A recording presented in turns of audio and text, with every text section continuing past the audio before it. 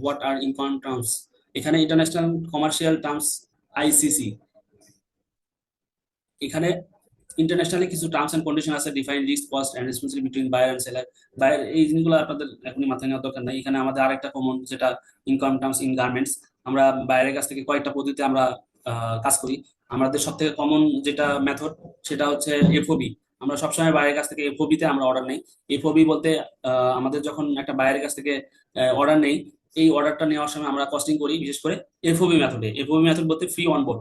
যখন আমরা ফেব্রিক থেকে শুরু করে, ফেব্রিক ইম্পোর্ট থেকে শুরু করে দেখা যায় যে আমাদের গুডস মেকিং করে চিটাগাং পর্যন্ত বাইরের ফরওয়ার্ডারের কাছে হ্যান্ড ওভার পর্যন্ত যাবতীয় কস্ট হচ্ছে আমাদের, এই কস্টটাই হচ্ছে ফ্রি ওয়ান বোর্ড। অর্থাৎ বাইরের কাছে বাইরের ফরওয়ার্ডার চিটাগাং পর্যন্ত হ্যান্ড ওভার করা পর্যন্ত যে কস্টটা, যেটা এটাই হচ্ছে FOB method.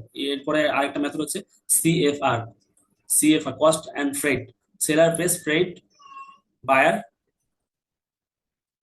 Buyer pays insurance. এখানে এটা হচ্ছে আমরা যদি যে এফওবিটা হয়, এফওবি থেকেও মোটামুটি 30% আরো বেশি কস্ট পড়ে যায়। তো এখানে এই সেলার পেজ আমাদের হচ্ছে, যদি বায়ার বলে সিএফআর এ প্রাইস নেই, তাহলে এখানে অন বোর্ড শিপমেন্ট পর্যন্ত বায়ার গুডস, বায়ারের পোর্ট পর্যন্ত পৌঁছানো যে কস্টটা, এটা হচ্ছে সিএফআর। এখানে বায়ার ইন্স্যুরেন্স, এখানে একটা ইয়ে থাকে যেটা হচ্ছে ইন্স্যুরেন্সটা শুধু বায়ার পেমেন্ট করে। আর সিআইএফ যেটা কস্ট ইন্স্যুরেন্স ফ্রেড, এখানে সবগুলোই আমরা পেমেন্ট করি, মানে পেমেন্ট করি, কস্ট দিয়ে ইনক্লুড করি।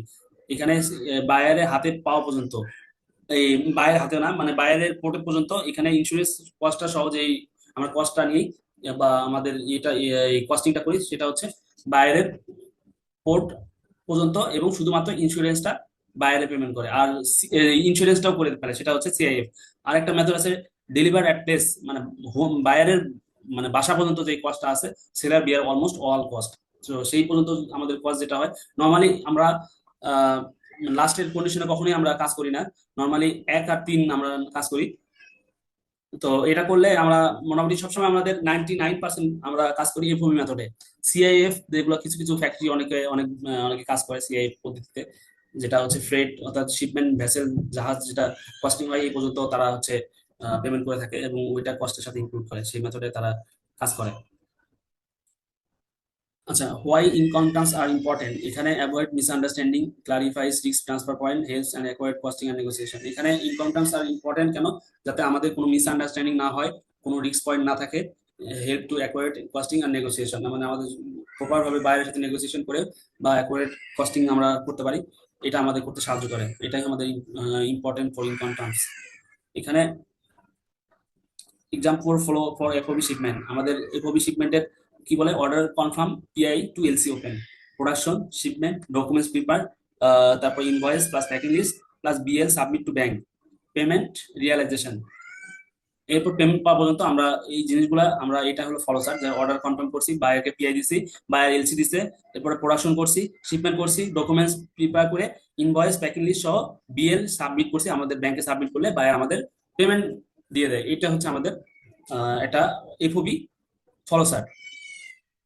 ক্লিয়ার?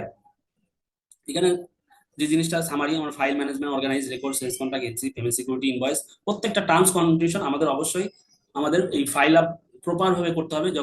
আমরা যখন মার্চেন্ডাইজিং করব, এই জিনিসগুলো আমাদের মালিক বা আমাদের যে মালিক থাকবে, বা আমাদের যে টিম হেড থাকবে, তাদেরকে এই জিনিসগুলো প্রপার ভাবে বুঝিয়ে দেওয়ার জন্য অবশ্যই আপনাদের প্রোফাইল ফাইল এক্সিকিউশন করতে হবে। তো এই হলো আমাদের আজকের ক্লাস।